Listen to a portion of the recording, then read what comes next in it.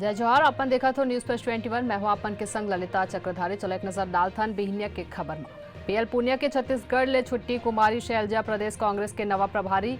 Mission 2023 बर नवा चुनावी रणनीति बर होही का। सीए के संवैधानिक वैधता ला चुनौती दे बर याचिका ऊपर होही सुप्रीम कोर्ट में सुनवाई। चुनावी बांड अधिसूचना ला चुनौती देवाले याचिका बर आज हुई सुप्रीम कोर्ट में सुनवाई।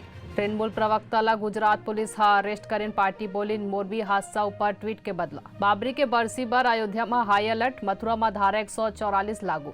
ईरान हा भारत ले अचानक रोकिस बासमती और चाय के आयात।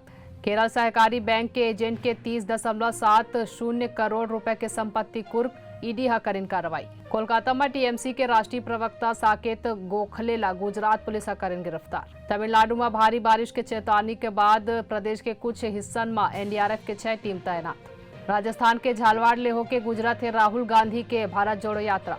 ऐसा नहीं तमाम जानकारी ले लगातार अपडेट रह बर दिखत रहो न्यूज प्लस 21 आप मन के हक के बात।